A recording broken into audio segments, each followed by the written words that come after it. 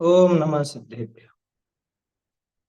मंगलमय मंगल करण वीतराग विज्ञान नमो ताहि जाते भये अरहंतादि महा करि मंगल करि हो महाग्रंथ करण को काज जाते मिले समाज सब पावे निज पद राज।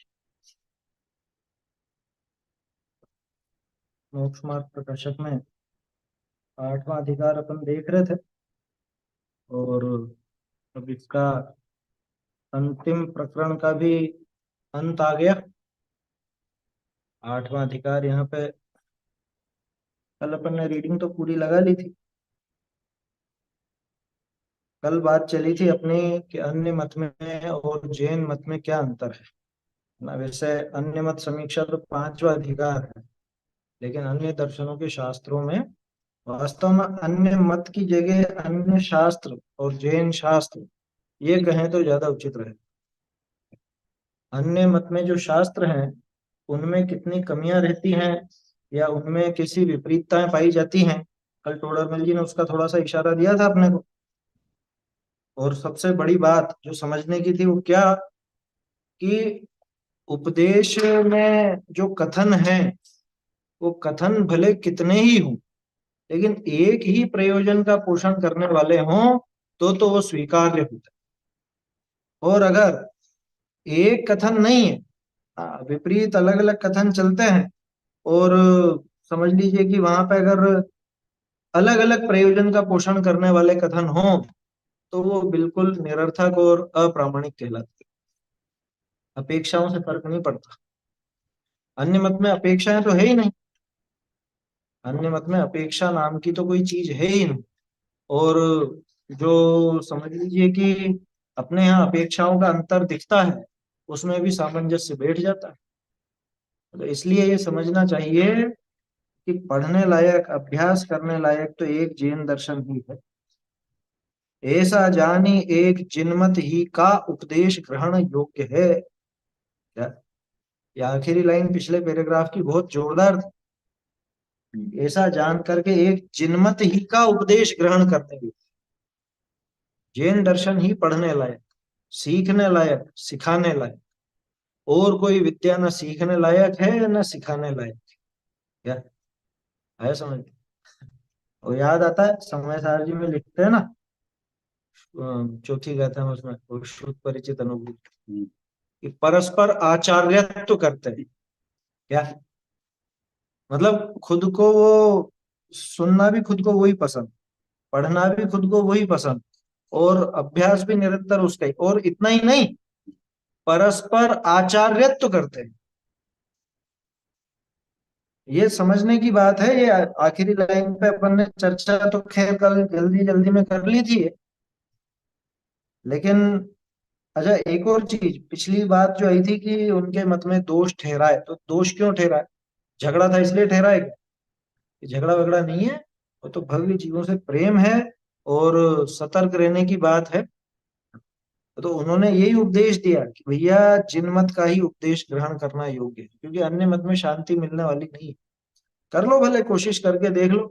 कल वो बीच में ऐसी बात उठी थी ना, वो ओशो वगैरह के में भी कुछ कुछ मिल जाएगा, तो कुछ मिलने वाला नहीं है। आया समझ में। और देखो एक चीज कहता हूँ, परखने का समय नहीं है अपने पास। रेत में जो तेल मिल जाए। हाँ, आया समझ में कि कोशिश तो करके देखूं मैं। क्या थोड़ा सा रेत को, नई मशीनें आई है तेल निकालने की, उसमें रेत डाल के देखूं और थोड़ी कोशिश तो करूं। शायद पहले के लोग कुछ गलत करते होंगे, मैं अभी नई कोशिश करके देखता हूँ, थोड़ी सी शायद निकल जावे। निकलेगा, रेत में से तेल निकलेगा। रेत में से जिस दिन तेल निकल जाएगा उस दिन अन्य मत में शांति मिल जाएगी। अन्य मत कहते हैं पर हाथ जो आवे नहीं, हाथ कुछ आवे नहीं, ऐसा कुछ। अच्छा एक चीज और, वो इसमें देखा था अभी, शायद शायद रत्नकरण जी में आया था ना, ये ऐसी 12-15 असंभव बातें बताई थी। ये असंभव कार्य हो जाए तो भी राग में धर्म नहीं हो सकता है। वो भी नहीं हो सकता। है समझ में? ऐसे ये सब असंभव बातें हो जाएं ऐसी, कैसी कैसी असंभव बातें। न्याय में तो दो तीन उदाहरण आते हैं क्या, कि वंध्या का पुत्र सींग वाले गधे पर बैठकर और आकाश कुसुम की मालाओं को पहन करके क्या शादी। शादी करने जा रहा है। बोलो, जब ये बातें सच हो सकती, अगर ये सच हो भी जाए तो भी क्या, तो भी अन्य स्थान पर तो कुछ मिलने वाला है नहीं। जैन दर्शन जिन मत का ही उपदेश ग्रहण करने योग्य है। देखो, यही काम करने योग्य और यही काम कराने योग्य, ये समझ लेना अच्छे से। यही काम पूरे विश्व में करने लायक, कोई और काम नहीं करें क्या? संभव हो तो मत करो क्या। अगर आपकी भूमिका इतनी अच्छी हो गई हो और विकल्प वो रुक गए हो तो मत करो। और अगर करते भी हो तो उनको करने लायक मत मानो, कम से कम इतना तो करो क्या। और काम और तज काज। सेवहु याको, और काज तज सेवहु याको, या बिन नहीं मिथ्यात्व टरे। आया समझ में? भागचंद जी की शायद है ना, जिन, नहीं नहीं नहीं, भागचंद जी की नहीं है वो। हाँ, जिन ब्रेन, उसकी होंगी तुरंत पटल। हाँ हाँ, भाग। हम्म, भागचंद जी की है मेरे ख्याल से। भागचंद जी का भजन है बहुत बढ़िया। पर भोग नहीं। और काज तज सेवहु याको, या बिन नाही कर्म कटे, ऐसा कुछ है वो। या बिन नहीं मिथ्यात्व मिटे, समकित प्रगटे, मिथ्यात्व घटे समकित प्रगटे, जिन वाणी के सुने सो मिथ्यात्व मिटे। ये है वो भजन, वहां भी प्रेरणा है। जिन वाणी के सुने सो मिथ्यात्व मिटे, मिथ्यात्व मिटे समकित प्रगटे। आया समझ? और काज तज सेवहु याको, भैया और सारे काम छोड़ करके सबसे पहले ये करना। ये बच्चों को सबसे पहले क्या सिखाना? ये सबसे पहले यही विद्या सिखाने की है। ABCD सब बाद में सीख जाएगा, तो योग्यता अनुसार तो सारी चीजें आएंगी क्या। लोग बाग कैसे बहाने बनाते, ये नहीं करें क्या तो, ये नहीं करें क्या तो। अरे ये तो तुम अनादिकाल से करते ही आए हो। बच सको तो छोड़ दो इन कार्यों को, और नहीं बच सको तो कम से कम इतना तो मानो कि ये करने लायक नहीं है। करने लायक कार्य तो एक आत्मानुभूति है, और उस आत्मानुभूति का उपाय जो है, वो उपाय जिन वचनों से मिलता है। इसलिए पढ़ने सीखने सिखाने सुनने सुनाने लायक पूरे विश्व में अगर कोई है तो वो जिन मत का उपदेश, जैन शास्त्रों का उपदेश ही पढ़ने लायक है। पढ़ाई भी इसकी कराना, क्योंकि हम तो ये करेंगे और वो करेंगे और वो ऐसा दूसरों को भी सिखाएंगे पढ़ाएंगे। अपनी तो बात चल रही थी वो अधूरी रह गई, परस्पर आचार्यत्व करते हैं। फोन पर सलाह, फोन पर बातें करते हैं तो सलाह कैसी देते हैं। हम्म? ये क्या बनाया था आज, ऐसे बनाते और अच्छी बनती है। ये मिठाई तो ऐसे बना लेना, और ये वाली डिश ऐसे बना लेना, और मकान में ऐसा करवा लेना, और शादी ब्याह में ये वाला फंक्शन आजकल चलता है ये रखवाना, इसकी जगह तो ऐसा करवाना, उसकी जगह वैसा करवाना। बोलो, तमाम तरह की बातें करता। और आना। हाँ। किसी क्या जावे, घंटे 2 घंटे बिता के आवे, फिर क्या कहे कि आना। लेकिन मैं तो आपका टाइम बिगाड़ने आया ही हूँ, और आप भी मेरे घर पे मेरा टाइम बिगाड़ने जरूर आना क्या। बोलो, परस्पर आचार्य तो किस चीज का करते, बोलते ना आना, नहीं बोलते क्या, आपके क्या बोलते कि बहुत दिन हो गए आए नहीं, आना, घर पर आना। अरे भैया, दुनिया में अगर कोई बात करने लायक है तो साधर्मी, क्योंकि वो आपको सही मार्ग दिखा है। तो उसके अलावा बात करने लायक, दुनिया में अगर कुछ पढ़ने लायक है तो जिनेंद्र देव का उपदेश बताने वाली जिनवाणी। सुनने लायक अगर कुछ है तो यही उपदेश सुनने लायक। बोलने लायक अगर कुछ है तो यही उपदेश बोलने लायक है क्या। आया समझ? ऐसा है ये तो। और ये कोई अपन सिर्फ ऐसी सुनने में अच्छी लगती बातें, वो बातें नहीं कर रहे हैं अपन, इसको वास्तविक स्वीकार कीजिए अंदर से क्या। बच्चों को सिखाने में इस पर जोर रखो। बाकी चीजें सीखे तो ठीक, नहीं सीखे तो कोई दिक्कत नहीं है, पुण्य प्रमाण तो सबको मिलता है अपने आप ही।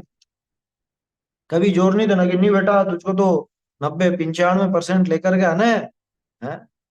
उसके बिना तो जीवन ही बेकार है, वो जीवन खत्म कर लेगा आपके इस दबाव में। और जिनवाणी अगर सिखाओगे, भले डांट करके भी सिखाई होगी बचपन में, तो वो बड़े होकर के उसको बहुत काम आई। समझ में आई बात। जिनवाणी एकमात्र पढ़ने लायक, जिनमत का उपदेश ही ग्रहण करने योग्य है। दुनिया में और कोई उपदेश ग्रहण करने लायक ही नहीं। क्यों? सही बात है। क्यों? प्रश्न लगाया गया, क्यों? क्यों उपदेश ग्रहण करने लायक है? क्योंकि वास्तव में हमें सुख चाहिए, और सुख का रास्ता यहीं से मिलेगा। और अनादिकाल से और सारे काम तो करके देख लिए ना, मिला क्या आज तक? मिल गई शांति, मिल गई उन कार्यों से? कौन सा काम आज तक करके नहीं देखा? और कौन सी विद्या नहीं सीखी आज तक इसने, लेकिन शांति मिली क्या? अरे, और भवों की जाने दो, चार वाक जैसे सिर्फ इस भव की भी सोचो, तो इस भव में जितने भी काम करे, क्या उससे शांति मिली? गंभीरता से विचार कीजिए। मैं बोल रहा हूं तो इसलिए कि एक झटके में मत बोलो कि हाँ, नहीं नहीं नहीं मिली, नहीं मिली शांति। विचार तो करके देखो, मिल गई क्या शांति?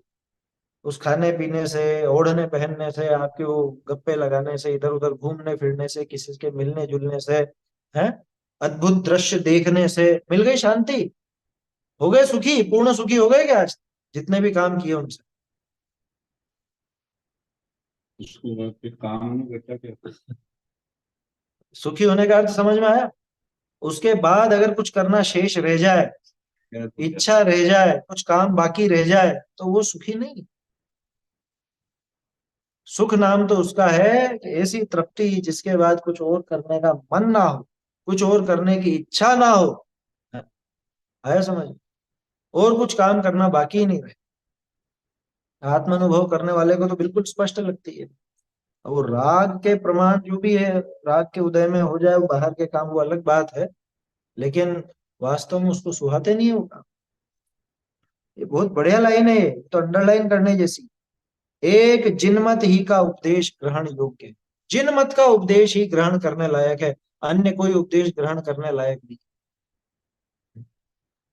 सीखो तो ये विद्या सीखो। क्योंकि परम सत्य है ये।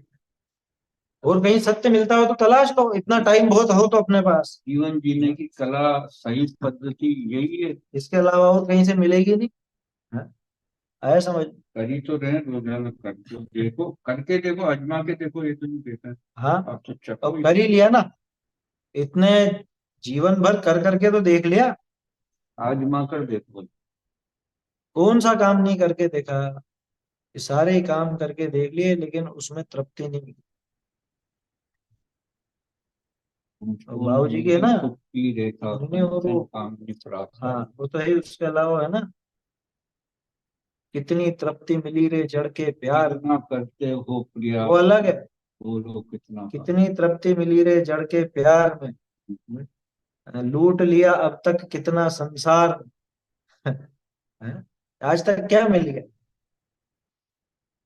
वो तो ही सही, कितना करते हो प्रयास पर बोलो कितना पा लेते हो। खूब करी कोशिश सुखी होने की। और ये जो कहते हैं कि अन्य से भी थोड़ा बहुत, अच्छी अच्छी बात ले लेंगे अपन, अच्छी अच्छी बात ले लेंगे, भैया मिलने वाला नहीं है। ये विश्वास करो एक बार इस पर, जिनवाणी पर। क्या आया समझ में? और इतना फालतू समय मत बिगाड़ो, समय नहीं है अपने पास। क्यों नहीं, हम तो बिल्कुल फ्री हैं, हम तो सब देख लेंगे, पढ़ लेंगे। अरे एक झटके में वो भामंडल का किस्सा पहले भी सुना चुका हूँ आप लोगों को शायद, भामंडल के मरण का।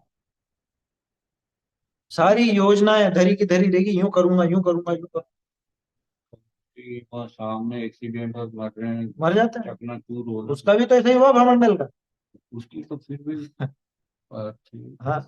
लेकिन यहाँ तो 11 साल बैठे आ गई। अभी ये स्वाध्याय पूरी होने तक जीवित रहने की गारंटी है? है? बोलो। क्या रे, मौत की बात करते हैं हमारी। अरे तो मरना नहीं है क्या? और वो तो कथन है कोरा, मरण वरण तो होता नहीं है असल। जिसने जीवन भर अच्छे से स्वाध्याय की है, जिसको शास्त्रों का तात्पर्य समझ में आया है, वो जानता है मौत वोत तो कुछ है नहीं। फिर भी लोक व्यवहार में जो कहा जाता है, लोक व्यवहार में मरण नाम दिया जाता है, तो उससे घबराने की भी जरूरत नहीं है। लेकिन इतना समझ लेना कि समय तो समय कम है, अन्य मत के पीछे या और कहीं पे शायद यहाँ मिल जाए, शायद यहाँ मिल जाए चक्कर में मत आना। सब चूकना लोग अवसर चूकना योग्य नहीं, टोडरमल जी ने लिखा। सब प्रकार से अवसर आते, हाँ। और ये अवसर तो चला जा रहा है। अरे शिवराम अब ना सो कि अवसर तेरा बनाया है। महादुर्लभ है ये अनुभव रहा है मुफ्त में क्यों तुम। हो। अरे शिव राम अब ये अवसर तेरा बना। कितना लिखा है सब अंतर विद्वानों ने। एक जय चेतन जगत बादल, बादल की इच्छा है। कि जैसे वो उसका पानी या सपने में मिली माता। हो गया ना, इतने इतने बरस लोग। वो हनुमान जी ने यही विचार किया, ये जीवन ऐसा मिला, ऐसा बीता कि जैसे मिला ही नहीं, मिला ही नहीं। 2 मिनट में पूरा पूरे जीवन की रील घूम जाती, 2 मिनट के अंदर। आया समझ। तो एक जिनमत ही का उपदेश ग्रहण योग्य है, और कोई उपदेश ग्रहण करने लायक नहीं है। मैं क्यों इस पर इतना जोर दे रहा हूं, आप उस बात की गंभीरता को समझिए। हम जो क्योंकि जो पक्ष रहता है ना अपने को, बच्चे को ये सिखाएंगे वो सिखाएंगे। अरे भैया, आप जिनवाणी सबसे पहले सिखाओ, सबसे पहले। क्यों लौकिक विद्या नहीं सिखाएगा, वो तो सब सीख लेगा, वो आपके कहने से नहीं सीखेगा। तू रूठता जगत में रुचि आप, हाल से सो। रुचि इसकी होनी चाहिए आत्मा की और दिनवाणी। तो एक जिनमत ही का उपदेश ग्रहण करने योग। और महिमा किसकी आती है। अरे वो वहां पे पढ़ रहा, क्या वो विदेश में पढ़ रहा, वो विदेश में नौकरी कर रहा है, हमने उसको वहां पढ़ने भेजा है? और कि एमबीए करा रहे हैं वहां से, आईआईएम से, है? सबसे बड़ी संस्था है। या इंजीनियरिंग कर रहा आईआईटी से। बोलो। ये भी यार दिन वो स्थिर रमन थे। वो तो आएगा ही सही, अभी पढ़ेंगे उसको। गजब है ये। ये पंक्ति असल में क्या, ये इससे मिली हुई है। वो दी तो पिछले पैराग्राफ में, लेकिन ये जो अभी पैराग्राफ आ रहा है ना, अनुयोगों का अभ्यास क्रम, ये उसमें मिली हुई पंक्ति का है जैसे। एक जिनमत ही का उपदेश ग्रहण योग्य, यही पढ़ने लायक है, यही सीखने लायक और यही सिखाने लायक। पढ़ाओ तो यही पढ़ाओ। अभी गर्मी की छुट्टियां लगेंगी ना, बच्चे आएंगे, कहेंगे बोर हो रहे हैं, कुछ कुछ दे दो, क्या पढ़ें। अगर पढ़ने की रुचि हो तो जिनवाणी ही पकड़ा ना। आया समझ में। ऐसे ही शास्त्र देना, जिनमें उनका तरह तरह के शास्त्र है, बच्चों के लायक भी, वो कोई कहानी की रुचि हो तो कहानी के लायक है। गणित वगैरह में होशियार हो तो करना नियुक्त के दे दो, गाथाएं याद कराओ। क्या देखो, एक एक विचार बहुत होता है मुझको, मूल जो आचार्यों की गाथाएं हैं, ये बच्चों को बचपन से सिखानी चाहिए। ये होना चाहिए याद। अपन जो वो श्लोक पाठ गाथा पाठ करते हैं, वो इसीलिए करते हैं कि वो अपने को याद रहे। काल भी वही है। हाँ। नमोकार मंत्र भी तो गाथा ही है। जब नमोकार मंत्र याद कर सकता है तो दूसरी गाथाएं भी कर सकता है। कुंद कुंद आचार्य देव की गाथाओं को याद कराने की बहुत बहुत आवश्यकता है, क्योंकि जमाना ऐसा आ गया है कि लोग बाग कुंद कुंद आचार्य देव को ही अप्रामाणिक बताने लग गए। क्या कि कुंद कुंद आचार्य देव तो, मतलब उनमें ही पता नहीं जाने क्या क्या वो कमियां निकालने लगे, कुछ इस तरह के लोग पैदा हो गए। अभी कल्पना तो करो, कुंद कुंद आचार्य देव को हटा दिया जाए तो दिगंबर जैन धर्म बचेगा क्या। उनके अलावा क्या बचेगा। कि क्यों इतने सारे हैं तो सही, कि वो सारे के सारे कुंदकुंदाचार्य देव की बात बोलते हैं, उसके अलावा बोलते नहीं। कुंदकुंदाचार्य देव की बात अगर आपने हटा दी, तो जिनागम में से मूल शास्त्र तो सब गायब हो जाए। आया समझ में। इसलिए इतना जोर दे रहे हैं कि भैया, इसका उपदेश का निरंतर अभ्यास करो। यही एकमात्र उपदेश ग्रहण करने योग्य है, दूसरों को प्रेरणा भी यही देने योग्य है। उन्होंने तो लिखा है, पढ़ो पढ़ाओ बांचने वालों को स्थिरता करो, ऐसा टोडरमल जी लिखेंगे सब तरह से।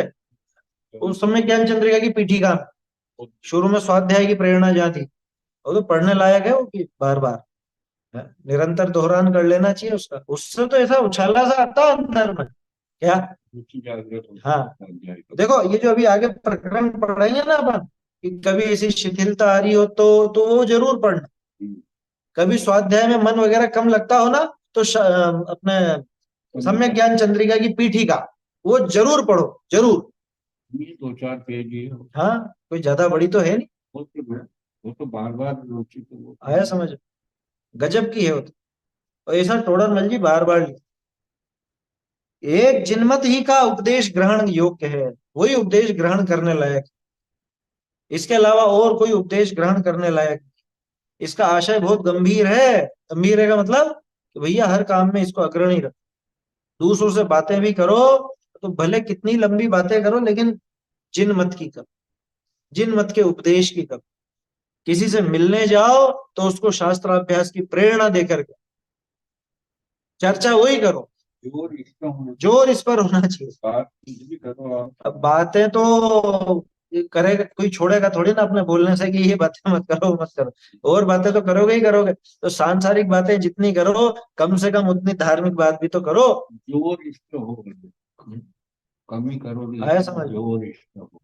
प्रेरणा देनी चाहिए। किसी से हाल चाल भी पूछने जाओ तो वहां पे, हालचाल मतलब कोई बीमारी से उठाए या कुछ भी है, तो वहां पे अपने को कर्मों की व्यवस्था या थोड़ा सा उसको स्वाध्याय की प्रेरणा, ये चीजें बोल करके धर्म मार्ग में लगाने का उपाय करना चाहिए। किसको कहते हैं स्थितिकरण? स्थितिकरण किसे कहते, प्रभावना किसे कहें? सब बातें बनाना और तो जानते हैं, तो तरकीब से हाँ, थोड़ी सी इसकी लोग में बातें करते हैं तो जिनवाणी की बात ही परोस दो, परोस देना चाहिए। बनाते बनाते उसमें जो। एक जिनमत ही का उपदेश ग्रहण योग्य है। बच्चों को भी उसी तरह कैसे भी करके, कैसे भी करके माने, चाहे लोभ दे करके, है कि तुझे इनाम देंगे, ये पढ़ेगा, ये मुझे पढ़ के सुना, या ये याद कर, तुझे इतने रुपए इनाम में दे, या क्या चीज चाहिए मैं दिलाऊंगा, है? उसमें क्या है? और भी तो फालतू के खर्चे खूब करते हो। तो बच्चों को थोड़ी सी शर्त डालो ताकि उसको उसकी कीमत भी आए। अरे वो किसी भी बहाने से इस मार्ग में लगेगा तो कम से कम वो सही दिशा तो मिल जाएगी। पेज नंबर तो वही चल रहा है अपना 304, है ना? 303 की आखिरी लाइन है वो, जो हालांकि कल पढ़ ली थी अपन ने, लेकिन कल समय ज्यादा हो रहा था इसलिए जल्दी में पढ़ी थी। ये जोर देने वाली पंक्तियां हैं जिन पर थोड़ा सा अपन गंभीरता से विचार करना चाहते हैं।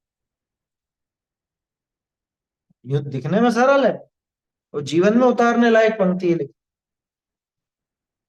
आया समझ में? क्योंकि खूब होती है ना भाई, मनुष्य का तो स्वभाव है बातें करना। मनुष्य का स्वभाव है कुछ ना कुछ उपदेश देने का और उपदेश लेने का। क्या परस्पर आचार्यत्व करते हैं। गुलाब जामुन की विधि सिखा रहे हो तो स्वाध्याय की विधि भी बताओ। समझ में आ रही है बात?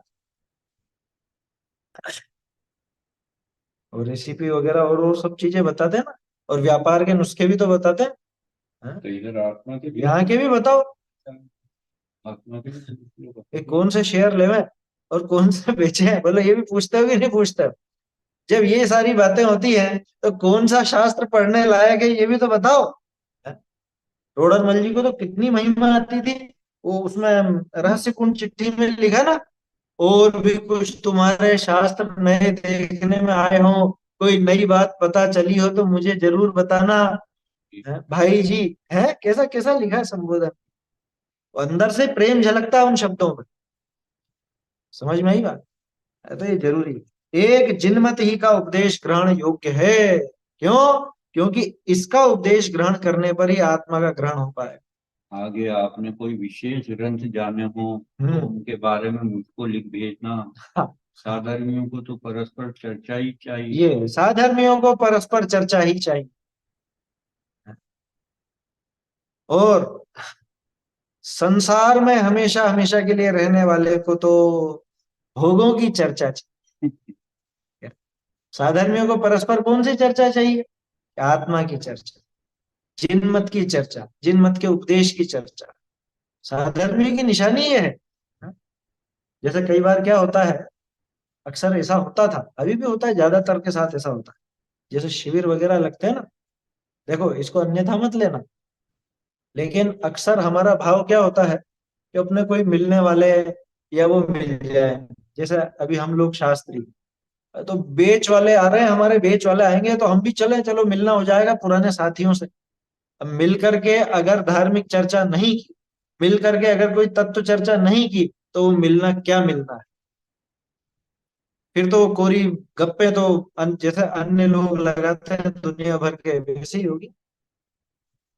ठीक है, थोड़ा वो जो पुराना प्रेम है, तो उस हिसाब से वो भी होगा, और बातचीत भी होगी, हंसी मजाक भी होगा, सब होगा, लेकिन तत्व की बात उसमें मुख्य रहती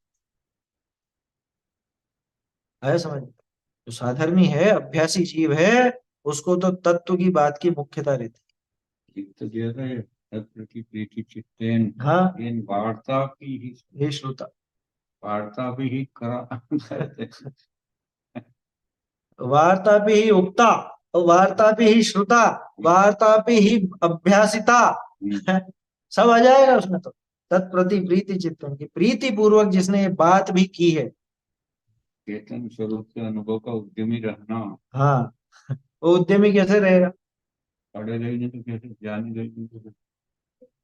अरे एक लाइन पे क्यों फालतू इतना कर रहे हैं, आगे बढ़े। नया चालू करें। अरे जरूरी है ये। क्या? ये ही जोर दे रहे हैं वो, जिनमत ही का उपदेश ग्रहण करने योग्य है। आपको भी चिदानंद घन के अनुभव से सहजानंद की सहजानंद की करनी वृत्ति चाहिए, चाहिए। इसलिए कह रहे हैं, करो भैया ये। हम, उनको तो इतनी भावना थी टोडर मल जी को। भाई हमने तो ये ली थी क्या, दवा या ये मिठाई या ये, अब आप भी चखो, आप भी चखो। बोलो, अगर ये खुद को रुचिकर लगी हो, तो तभी तो दूसरों को देगा या नहीं देगा? हमको रुचि कर दूसरों को भी लगी। वही प्रेरणा देगा। इसलिए जिनमत ही का उपदेश ग्रहण योग्य है।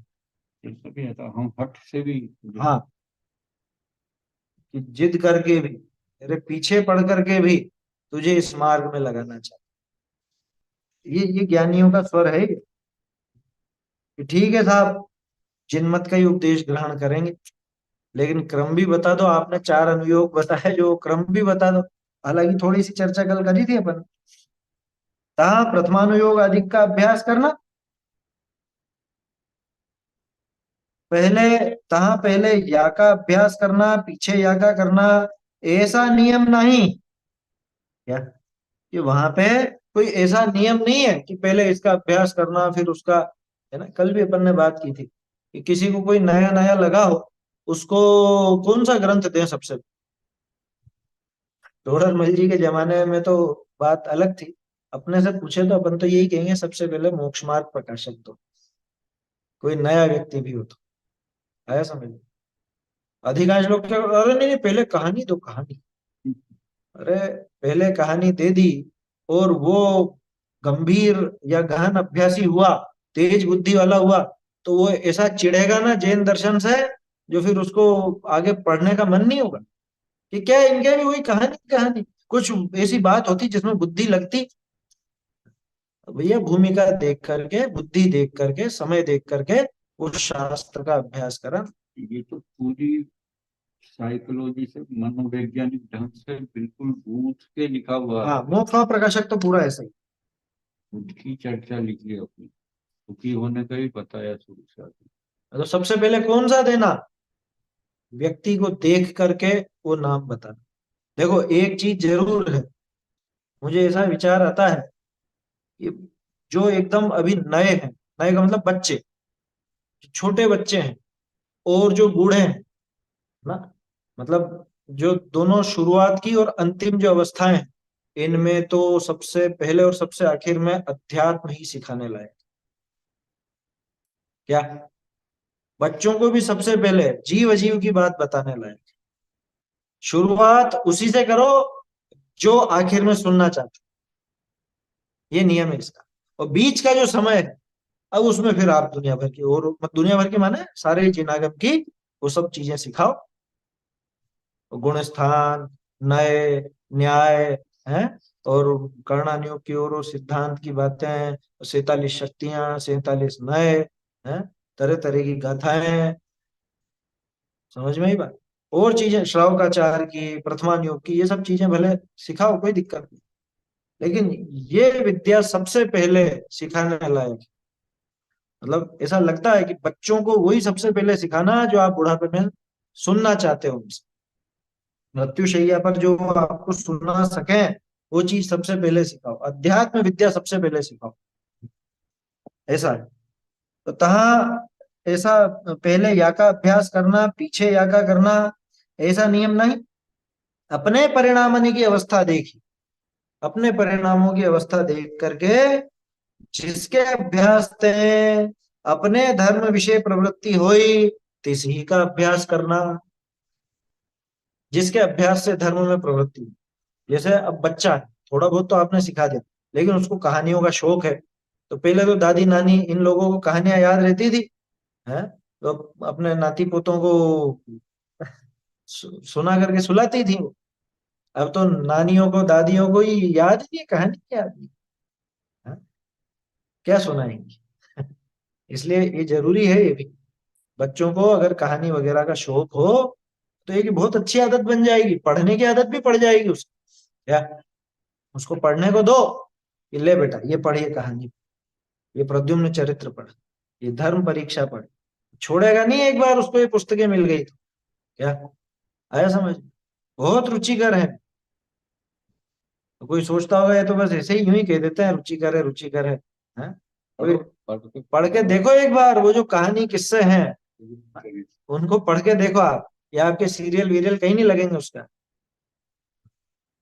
ऐसे हैं वो सब।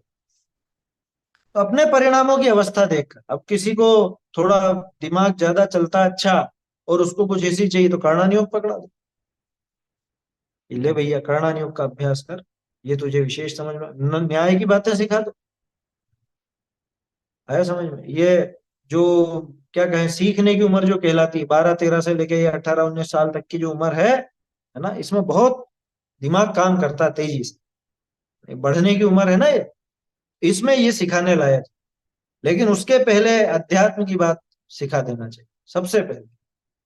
जीव अजीव ये सारी चीजें, छह द्रव्य, द्रव्य गुण पर्याय, भेद विज्ञान की बातें, ये पहले सिखाने लायक है।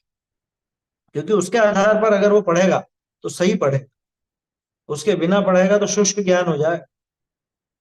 जैसे यूनिवर्सिटी में बहुत से लोग पढ़ते हैं ना, यूनिवर्सिटी में अन्य मत के भी पढ़ते हैं, जैन दर्शन, तो वो पढ़ते हैं बिल्कुल शुष्क ज्ञानी होते हैं, शुष्क, सूखा सूखा, उनको रस नहीं आता उसमें, क्योंकि शुरू में तो मानसिकता बन गई दूसरी। इसलिए कह रहे हैं कि बच्चों को बचपन से ये अपने अध्यात्म की विद्या जरूर दो। उससे क्या, एक उसका जो बौद्धिक स्तर तैयार होगा, एक भूमिका तैयार होगी, तो फिर वो गड़बड़ाएगा नहीं है। फिर वो चरणान योग पढ़े या कर्णान योग पढ़े या कुछ भी पढ़े, वहां दिक्कत नहीं आएगी। तो अपने परिणामनी की अवस्था देखी, जिसके अभ्यास ते अपने धर्म विषय प्रवृत्ति हुई। जिसके अभ्यास से अपनी धर्म में प्रवृत्ति हो, उसका ही अभ्यास करना। कल भी शायद अपन ने एक बात तो कर ली थी क्या, कि लोगों की प्रवृत्ति ऐसी है कि मेरी प्रवृत्ति जैसी चल रही है, मेरी प्रवृत्ति में जिस बात की तीव्रता है, मुझे वही बात अच्छी लगती। मुझे खाने पीने का शौक बहुत है और रोक टोक पसंद नहीं है, तो मुझे बात अच्छी लगेगी, आत्मा तो खाता पीता ही नहीं है। आया समझ में? समझ में ही बात। या फिर जिसकी क्रियाकांड में रुचि है, तो उसकी उसमें रुचि लगेगी कि कौन सा तप करें, कौन सा व्रत करें, ये विधान या ये पूजा कैसे करें, ये सब में उसकी रुचि लगे। तो ऐसा काम नहीं करना है। अपनी परिणति देख करके खुद को निर्णय करना है कि मुझे किस चीज की कमी है, मतलब मेरी प्रवृत्ति में किस बात की कमी है। जिस बात की कमी हो उसे लेकर के आना। आया समझ? जिस बात की कमी हो वो दूर करना।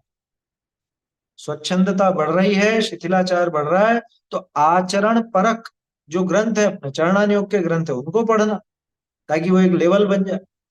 और क्रियाकांड का रस विशेष होता हो तो द्रव्यान योग पढ़ना। ऐसा है। कुल मिला के जिसके अभ्यास से अपने धर्म विषय प्रवृत्ति हो, अपने धर्म में प्रवृत्ति हो, इसी का अभ्यास करना। तो एक पद्धति तो ये अपने परिणामों को टटोलना, और जो सही विचारधारा का है, अपने परिणाम भी सही रखता है, जिसको सही समझ जागृत हो गई है, तो कदाचित किसी शास्त्र का अभ्यास करे, कदाचित किसी शास्त्र का अभ्यास करे, बदल बदल करके करे। ऐसा, लेकिन एक चीज है इसमें, उस प्रकरण का आद्योपांत करे।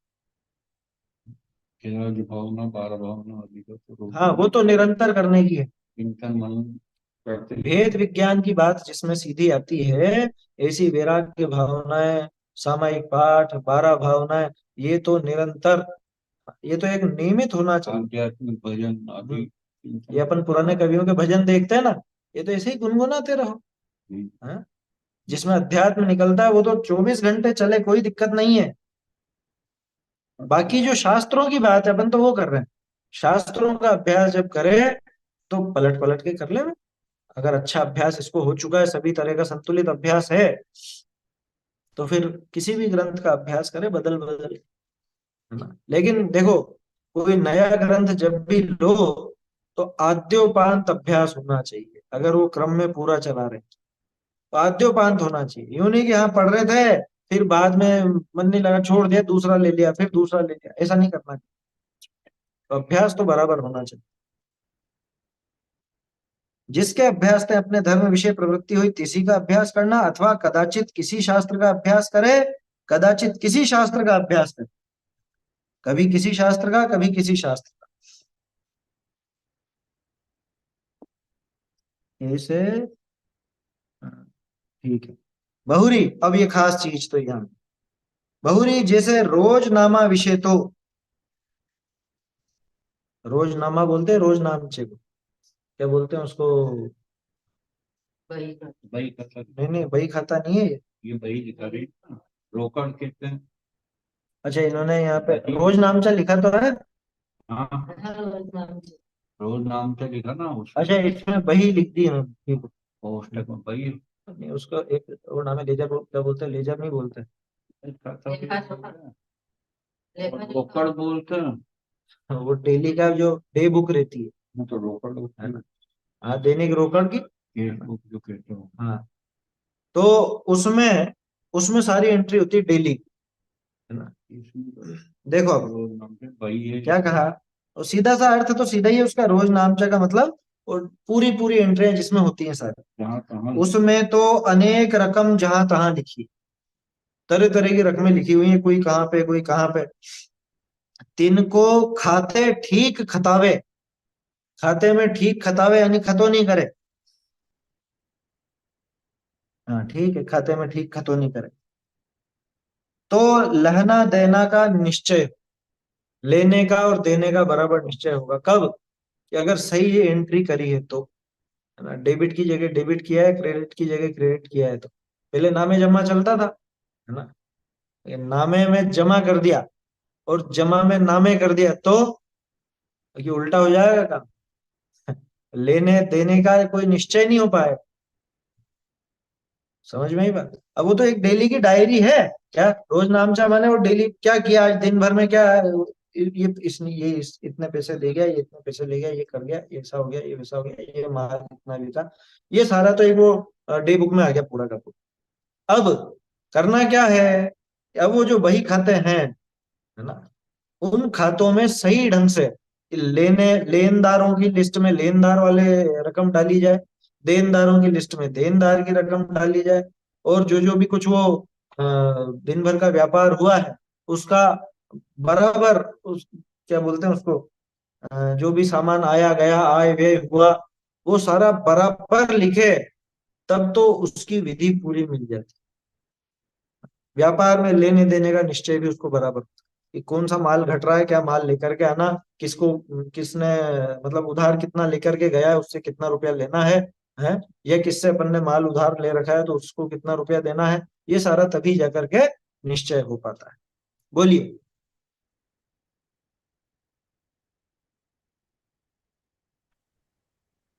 ये समय सार ग्रंथ में जीव जीव अधिकार से पढ़ना जरूरी है कि कोई सा भी अधिकार पहले पढ़ सकते हैं? देखो, अगर शास्त्र का अद्योपांत पढ़ना चाहते हो तो शुरू से ही आखिर तक पढ़ो। जीव जीव अधिकार नहीं, पूर्व रंग, पूर्व रंग में है मूल बातें। जीव जीव अधिकार तो उसके बाद आता, 38वीं गाथा के बाद। हाँ, मेरा मतलब एक कोई सा भी अधिकार ले लें, उसको टारगेट बना के पूरा पढ़ लें, फिर बाद में ऐसा जो रुचि लगे जिसमें ऐसे। भाई आपने पहले अगर उसको देख रखा है, पहले उसका कभी अभ्यास कर रखा है, तो आप कोई भी एक वो लेकर के पढ़ लो। लेकिन अगर आपको ऐसा मन हुआ कि नहीं मैं तो समय सार पढ़ूं, तो समय सार पढ़ो। तो समय सार की दृष्टि समझने के लिए आपको पूरा एक बार उसका अभ्यास होना चाहिए। आया समझ? भाई कायदा तो यही है। बाकी तो फिर ठीक है, आपको जैसे कि भाई मेरे को तो अभी ये वाला प्रकरण देखना है, तो आप उस प्रकरण को ले। देखो एक चीज और कह देता हूँ, ये जो बात चली ना आद्योपांत की, 2-4 साल में लोगों की आदतें बहुत बिगड़ी, बहुत ज्यादा बिगड़ी। किस लिए बिगड़ी वो आप समझिए, ऑनलाइन चलने लगा ना, इससे आदतें बहुत बिगड़ी। क्या, अरे गंगा बेरी है, जब मर्जी पड़े डुबकी लगा लो, क्या, और कोई सी भी नदी में लगा लो। समझ में आ गई बात। कभी देखो, मैं ये नहीं कह रहा हूँ कि किसका सुनना और किसका नहीं सुनना, मैं तो ये बता रहा हूं कि आप बंद करके चलो उस विषय से। और आपको वो बात नहीं जमती हो तो खैर अलग बात हो गई, लेकिन अगर वो सही विषय चल रहा है, वक्ता सही सही बताता है, आप उस विषय से बंद करके चलो, तो बात समझ में आई। आज आप यहाँ बैठ गए, कल वहां बैठ गए, परसों कहीं और बैठ गए, नरसों कहीं और बैठ गए, ऐसे कुछ भी समझ में नहीं आया। समझ में आ रही है बात। जो भी आप पढ़ो, जो भी सुनो, लेकिन आद्योपांत होना चाहिए। नहीं तो उसके बिना न तो आपको वक्ता का अभिप्राय समझ में आ सकता है, न उसके बिना आपको वो शास्त्र में क्या बात चल रही है या प्रकरण क्या कह रहा है वो नहीं आ सकता समझ में। शिविर में जाता है ना, तो एक 3-4 घंटे एक साथ हाँ बहुत से रहते हैं ऐसे होशियार, लगता है। वो 10 दिन का तो कुल शिविर है नहीं। अब उसमें वो एक दिन तो इस कक्षा में बैठ गया, दूसरे दिन दूसरे में बैठ गया, तीसरे दिन तीसरे में बैठ गया। हाँ? एक ही समय पे 3-4 कक्षाएं अलग अलग लगती थी, तो उसको क्या विषय पकड़ में आएगा बताओ। ऐसा नहीं आएगा। इसलिए वो आद्योपांत होना चाहिए अभ्यास, है ना। वो कहीं से कभी कोई देखने वाली बात उनके लिए लागू होती है जो ग्रंथ पहले से देख चुके हैं, जान चुके हैं कि इसमें क्या है ना। अब वो कोई प्रकरण देखना चाहे तो वो देखेंगे। जैसा अभी मान लो अपने को यहाँ से ये देखना है कि ये कौन से श्लोक की बात है, कौन से कलश की बात है, तो मैं जाकर के समय सारणी खोल करके और वो कलश ढूंढूंगा, सिर्फ मैं पूरा नहीं पढ़ने दूंगा, क्योंकि बाकी का विषय मेरा देखा हुआ है समझ में। तो जिसका पहला अभ्यास है वो तो कहीं से भी कोई प्रकरण के हिसाब से कोई बात चल रही है उसके हिसाब से देख सकता है, लेकिन वो तो तब हो पाएगा ना कि जब उसको पहले पूरा मालूम होगा कि कहाँ पे मिलेगी, क्या बात होगी। उसके बिना कैसे देखें। या अपने अपने को जिससे स्फूर्णा मिलती हो, हाँ, वो या प्रकरण देखे। अपने को जिससे लाभ मिलता हो, वो वाला गाथा हो, वो प्रकरण हो, हम्म। उसको दोहराना बार बार, बहुत से लोग उसको दोहराते हैं ना, क्योंकि अच्छा देखो, बहुत सी चीजों अपनी में ऐसा भी रुचि होता का है, है ना, वो अपनी रुचि उससे बढ़ती आगे उठती जाती है। बार बार वो गाथाएं या वो और तो प्रकरण उससे सामने, उमंग उत्साह स्फूर्णा मिलती है तो ले लेना वो। वही कह रहे हैं ये, हाँ? जिससे वो धर्म में प्रवृत्ति बढ़े। वो जैसे अभी अपन ने पद्मनंदी पंचविंशतिका में अनित्य पंचाशत ली, तो वो 25 अलग अलग ग्रंथ है। वो 25 के 26 या 27 है असल में, है ना। तो वो अलग अलग प्रकरण है पूरे। तो जहां बिल्कुल अलग प्रकरण आते हो वहां तो आप एक प्रकरण को लेकर के बात समाप्त कर सकते हो, लेकिन जैसे समय सारची, तो वो प्रकरण वो शुरू से आखिर तक बंद करके चलता है ना। तो वहां ये चीज नहीं लगेगी। जिनमें अलग अलग विषय हैं वहां पे किसी एक विषय का प्रकरण देख करके आप दूसरा ग्रंथ भी देख सकते। लेकिन जो बंधे हुए ग्रंथ है जैसे प्रवचन सार जी, समय सार जी, पंचास्तिका सार, ये एक विषय को लेकर के चलते है ना। इनमें अलग अलग बातें नहीं, इसमें एक ही बात लेकर के चलते हैं आखिर। इसलिए अपने और को उसमें से भी आपको जो खास रुचि हो, वो तो बार बार दोहराएंगे, उसमें बार बार दिक्कत नहीं। उसको चिंतन करें, मनन करें, अपने हम्म। को उससे उमंग उत्साह होता है ना, उससे शांति मिलती है, स्फूर्णा मिलती, तो वो दोहराते जिससे हैं अपने दिमाग को में। और विशेष पकड़ होती हो और विशेष रुचि बढ़ती हो, उसमें तो फिर आप भले कितनी बार देखो उसको। चिंतन करते रहो दिन भर, बड़ी वो चिंतन वो काफी है, एक ही हाँ, कथा काफी नहीं। जीव जुदा पुद्गल जुदा है, सब ग्रंथ वो एक ही तो है वो। तो फिर उसका विशेष अपने आप ही आप खोजते रहोगे कि कैसे कैसे जुड़ा है, कैसे कैसे मिले वो, क्या अपने आप ही वो एक से ही सारा जुड़ा हुआ वो। तेरा लिखा था जैसे न चढ़े, एक उसका अर्थ भी वो ढंग से समझे तो पूरे शास्त्रों का अर्थ को शास्त्रों का समझ सार जाए, समझ लो। सार समझ जाए। जिनवानी के एक वचन का अर्थ भी वो समझा सही सही तो तो पूरे बाकी सब भी समझ जाए, सब समझ क्योंकि जुड़ी हुई चीजें है ना, अपने यहाँ कोई पूर्वा पर विरोध तो है नहीं, है ना। और अपने यहाँ तो वो विषय भी सब बंद करके चलते हैं। तो कदाचित किसी शास्त्र का अभ्यास करे, कदाचित किसी शास्त्र का अभ्यास करे। बहुरी जैसे रोज नामा विषय तो अनेक रकम जहां तहां लिखी है, तिनको खाते ठीक खतावे तो लहना देना का निश्चय हुई। तेसे, अब ये है खास बात जो उदाहरण दिया, तेसे शास्त्र ने विषय तो अनेक प्रकार उपदेश जहां तहां दिया है। तरह तरह की अपेक्षाएं आएंगी, तरह तरह के उपदेश आएंगे। आया समझ में? समय सारजी में, प्रवचन सारजी में, इनमें अलग अलग प्रकरणों में अलग अलग अपेक्षाएं निकलती हैं। जहां तहां उपदेश दिया, तहां सम्यक ज्ञान विषय यथार्थ प्रयोजन लिए पहचाने तो हित हित का निश्चय हो। सम्यक ज्ञान लिए, सम्यक ज्ञान सहित है? क्या लिखा, सम्यक ज्ञान में, सॉरी, उसको सम्यक ज्ञान में यथार्थ प्रयोजन लिए पहचाने। तो सम्यक ज्ञान ये कौन सा ज्ञान है? यहाँ सम्यक दर्शन के साथ वाला सम्यक ज्ञान लेना है क्या? यहाँ पे सम्यक ज्ञान में माने उसकी भली भांति सही समझ, ऐसा ही लेना। यहाँ पे शास्त्राभ्यास का सम्यक ज्ञान ले। सम्यक ज्ञान में यथार्थ प्रयोजन लिए पहचाने तो हित और अहित का निश्चय होगा, तभी जाके हित हित का निश्चय हो सकता है। अब मान लो राग आदि की बात आई, है ना? अब वो शुभ राग की प्रेरणा आई। अब शुभ राग की प्रेरणा तो आई है, लेकिन उसकी खतौनी कैसी की मैंने? उसकी खतौनी कैसी? अरे प्रेरणा ही तो अपने को तो ये क्या बोलते हैं इसको, ये तो उपादेय है, ये तो करने लायक है, मोक्ष मार्ग तो इसी से सधेगा। ऐसी मैंने खतौनी कर दी, क्या हुआ? ये लेने की जगह देना हो गया। समझ में ही बात? वो जो प्रशंसा आई थी वो क्यों आई थी, ये प्रकरण अगर सही से समझ लेता तो इसको बराबर निश्चय होता कि ये शिथिलाचार छुड़ाने के लिए, पाप प्रवृत्ति मिटाने के लिए, और वो शुद्धोपयोग शुद्ध भाव की एक भूमिका बनाने के लिए ये शुभ भाव की प्रेरणा थी। वास्तव में तो इसको भी छोड़ करके आगे बढ़। देखो, ठीक खतौनी करने का एक उपाय तो टोडरमल जी ने बता दिया। क्या, कैसा बता रखा है कि जहां निश्चय का कथन हो उसे तो समझना कि वस्तु व्यवस्था ऐसी ही है, यथार्थ ऐसा ही है। और जहां व्यवहार से कथन हो वहां समझ लेना कि वास्तविकता ऐसी है नहीं, किसी अपेक्षा, किसी प्रयोजन से, या कोई लाग लपेट की बात करके, निमित्त आदि का कथन यहाँ पर करके ऐसा व्यवहार से कहा गया, वो वास्तविकता नहीं। ये हो गई खतौनी। और क्या है खतौनी? हाँ? और कैसी खतौनी करोगे बताओ? टोडरमल जी ने उपाय बता रखा। तो सम्यक ज्ञान में यथार्थ प्रयोजन लिए पहचान, यथार्थ प्रयोजन सहित पहचान। इस बात का प्रयोजन क्या? आचार्य देव ने ये जो बात कही, इस बात का क्या प्रयोजन, और ये दूसरी बात कही, इस बात का क्या प्रयोजन, ये समझ लेवे तो हित हित का निश्चय। और ये जो 8वां अधिकार है ना, ये तो पूरा इसीलिए लिखा टोडरमल जी कि भैया ऐसे पढ़ना सीखो, शास्त्रों को ऐसे ग्रहण करना सीखो, ऐसे सही खताना को, ऐसी खतौनी करना सीखो।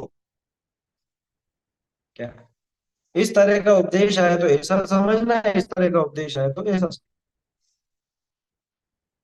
ताते स्यात् पद की सापेक्ष लिए, स्यात् पद की सापेक्ष लिए, स्यात् पद, स्याद्वाद का जो ये पद है, ये जिनागम, सापेक्ष, स्यात् पद की सापेक्ष लिए, अपेक्षा सहित सम्यक ज्ञान करी, जे जीव जिन वचननी विषय रमे है, ते जीव शीघ्र ही शुद्ध आत्म रूप को प्राप्त हो। जिन वचसी रमनते हैं, ते स्वयं वांत मोह, वो तो मोह का वमन करते। वो बात उन्होंने 86वीं गाथा से उठाई, प्रवचन सार की, क्योंकि वहां पे भी यही था, मोह नष्ट हो जाता जिन वचनों में रमन करने से। इन वचनों में रमन का अर्थ वो वाच्य, वाच्य में। इन वचन का वाच्य जो आत्मा है उसमें रमन करना, ऐसा आया उसका लक्ष्य। देखो, जिन वचन इसकी तरफ इशारा करते हैं वो उसका। जिनेन्द्र भगवान यहाँ पे क्या कह रहे हैं, है ना, और किसको दिखाना चाह रहे हैं? तो वास्तव वो चीज वही नहीं है, वो चीज तो उसमें भी है अपने। सब दूर आएगी तो वो जो श्रुत केवली की बात है, श्रुत केवली किसको कहा? वो 9वीं 10वीं गाथा के अंदर जो बताया, श्रुत केवली कि आत्मा को जानने वाले वो श्रुत केवली, कि श्रुत का सार कौन? ये श्रुत का सार ये संपूर्ण श्रुत सार निजातम बोध लहानो, ऐसी लाइन आती है पूजा में, है शायद, है? और वो प्रवचन सार जी में वो वैसी की बात। जैसे कहते हैं ना, मेरी बात पे ध्यान दो, तो बात पे ध्यान देना, या वो जो कह रहा देख कर चलो मेरी बात पे ध्यान दो, यानी कि बात पे देना, या वो बात का जो वो इशारा, आशय, वचनों पे ध्यान दो, वचनों पे मेरी उंगली की तरफ देखो। तो उंगली की तरफ देखो का क्या मतलब होता है? इधर। उंगली को देखना या उंगली जिधर दिखा रही है उसको देख। तो ऐसी बात ही है कि जो जिन वचनों में रमते हैं, माने जिन वचनों के द्वारा जो कहा जा रहा है आत्मा, उस आत्मा में जो रमते हैं क्या, उसको जो वे शीघ्र ही, ते जीव शीघ्र ही शुद्ध आत्म स्वरूप को प्राप्त हुई। वो जीव शुद्ध शुद्ध आत्म स्वरूप को वही प्राप्त करता है, सिद्ध हो जाए। सिद्ध हो जाता है। आगे चलो, गजब है। देखो और क्या कह रहे हैं आगे, कि मोक्ष मार्ग विषय पहले उपाय आगम ज्ञान कहा है। ये इस बात के लिए अपन ने पूरा 8वां निकाल लिया था। 20 नंबर पेज पर ये बात छोड़ी थी ना, 20 नंबर पेज पर भी तो यही बात थी। और भी वो सारे नोट करे ही थे अपन ने। याद कीजिए, पहले नोट कराए थे जो 20 नंबर पे मैंने आपको बहुत सारे पेज नोट कराए थे, है ना। वो 197, 260, 262, 229, 277 है, 338, ये सारे यहाँ पे भी नोट होंगे। समझ में आ रही बात? क्या कहा कि मोक्ष मार्ग विषय पहले उपाय आगम ज्ञान कहा है। ये सबसे पहला उपाय आगम ज्ञान। 20 नंबर पेज निकाल लीजिए, उसके अंदर यही बात। कौन सी गाथा थी? प्रवचन सार जी की गाथा, 233वीं 232वीं, है ना। वहां पे 232वीं गाथा नोट की थी अपन। आगम ज्ञान से पाते। हाँ, 232 से लेके 236 तक सबसे पहला उपाय आगम ज्ञान, सबसे पहले। और वहीं पे जो पूरी लिस्ट नोट करी थी अपन ने, पेज नंबर नोट करे थे, वो सभी पेज नंबर यहाँ पे भी नोट कर लेना। ये वो 304 नंबर पेज आ गया, क्योंकि 304 वहां पे भी नोट किया था अपन। ये 304 यही है जो अभी पढ़ रहे हैं। वो 8वां अधिकार इसीलिए लिया अपन कि सबसे पहला उपाय आगम ज्ञान। तो आगम ज्ञान की विधि तो पता हो, आगम ज्ञान की विधि पता होगी तो आगे सारी बातें समझ में आ जाएगी। क्या कह रहे हैं? मोक्ष मार्ग विषय पहला उपाय आगम ज्ञान क्या है? आगम ज्ञान बिना और धर्म का साधन हो ही सके नहीं। ये पुरानी पुस्तकों में और शब्द छूट गया है, और यानी अन्य है यहाँ पे, और मतलब तथा नहीं है, तो आप अन्य जोड़ लीजिएगा। आगम ज्ञान के बिना, और ब्रैकेट में अन्य लिख लो भले, आगम ज्ञान बिना अन्य कोई धर्म का साधन नहीं हो सकता। आगम ज्ञान के बिना और कोई धर्म का साधन हो ही नहीं सकता। अरे पूजा करने वाले को पूजा का अर्थ भी आगम ज्ञान के बिना नहीं आएगा। वो क्या बोल रहा है उसका अर्थ किससे मिलेगा? वो शास्त्रों से ही तो मिलेगा। वो भगवान के दर्शन करने वाले को, जिनेंद्र भगवान कैसे हैं, मैं किसके दर्शन करता हूँ, ये आगम ज्ञान के बिना मालूम नहीं चलेगा। उपवास करने वाले को उपवास की विधि आगम ज्ञान के बिना मालूम नहीं चलेगी। यात्रा करने वाले को यात्रा में कैसे भाव रहने चाहिए, दान देने वाले को दान में कैसे देना, किसको देना, क्या नहीं देना, कैसे देना है, विधि द्रव्य दात्र पात्र, ये सारी चीजें आगम ज्ञान के बिना पता नहीं चलेगी। कौन सी क्रिया ऐसी है जो आगम ज्ञान के बिना सही सही हो जाएगी, बताओ।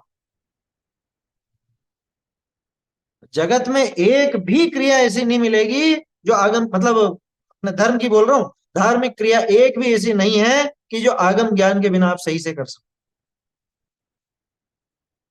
आगम ज्ञान के बिना वो क्रिया सही नहीं हो सकती, ये असंभव है। इसलिए टोडरमल जी ने लिख दिया, आगम ज्ञान बिना और धर्म का साधन हो ही सके नहीं। धर्म का और कोई साधन भी सही ढंग से नहीं हो सकता। ताते तुमको भी यथार्थ बुद्धि करी आगम अभ्यास करना।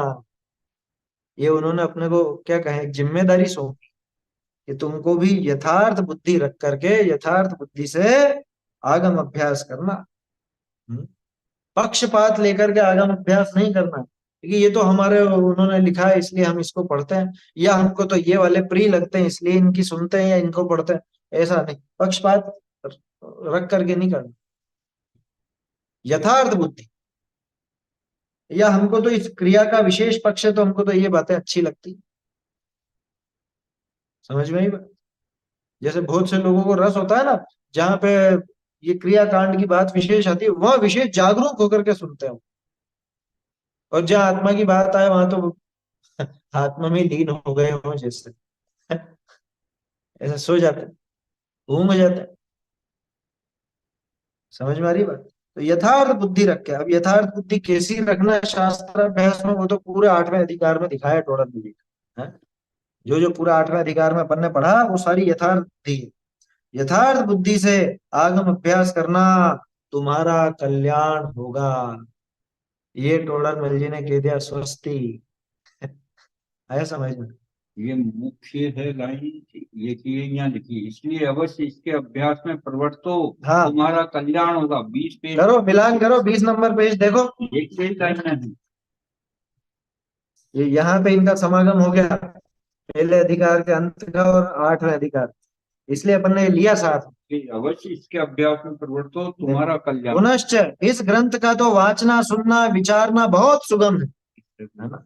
कोई व्याकरण आदि का भी साधन नहीं चाहिए, इसलिए अवश्य इसके अभ्यास में प्रवृत्त हो। अवश्य ही जैन शासन के, जैन शास्त्रों के अभ्यास में प्रवृत्त हो, तुम्हारा कल्याण। तुम्हारा कल्याण होगा। यहाँ पे भी आगम का अभ्यास करना चाहिए, तुम्हारा कल्याण हो। उनको क्या मिल रहा था बताओ, टोडर मल जी को क्या मिल रहा था इतना जोर देने के लिए? मतलब किसी ने कह रखा था क्या कि तुमको इतनी बार ये बातें लिखनी है? तुमको बार बार शास्त्राभ्यास की प्रेरणा देनी है? ये भी जीव का मुख्य कर्तव्य तो आगम ज्ञान है। हाँ, 20वें पेज पे, और 20 पेज पे ही लिखा ही है क्या? पहला मोक्ष मार्ग में पहला उपाय आगम। पहला उपाय, सबसे पहला उपाय ये। आगम ज्ञान बिना धर्म का साधन अन्य नहीं हो सकता। प्रथम आगम ज्ञान ही उपादेय। वो क्यों ही लाइन 20 वाली आ 201 पे क्या कह रहे हैं आप?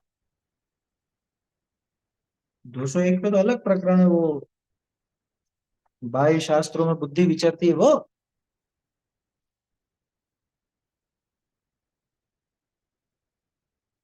हाँ, चारों ही अनुयोग कार्यकारी, हाँ वो वाली बात तो है।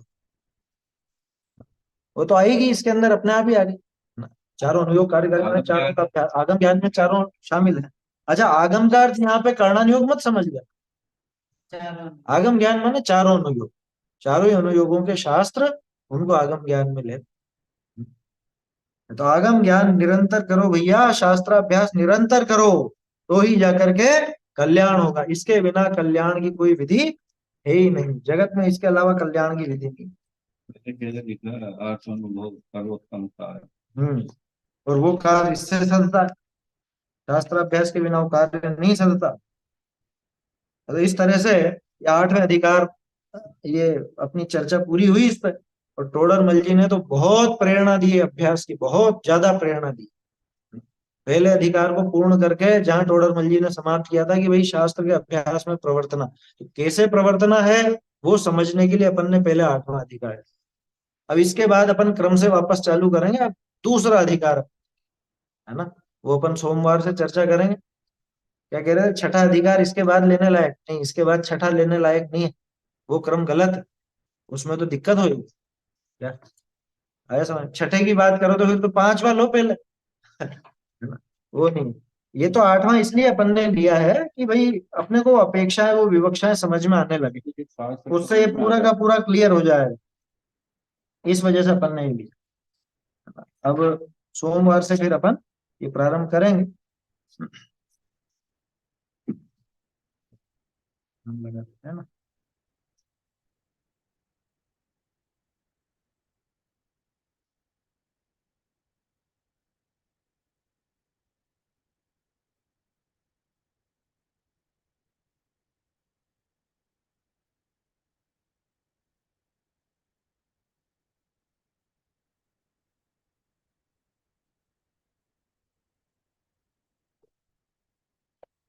चलिए समाप्त करते हैं अभी।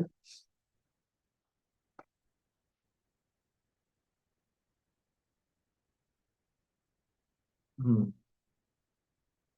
चैतन्य का स्मरण प्रतिक्षण ही करो रे, भव के अनंत दुख को क्षण में हरो रे, अक्षय अनंत निज सौख्य निधान पाओ, गाओ आए नित ऋषि के गीत गाओ, निज निधि निज में बताई, यह उपकार है इसके लिए जिनवान माँ को वंदना शत बार वंदना।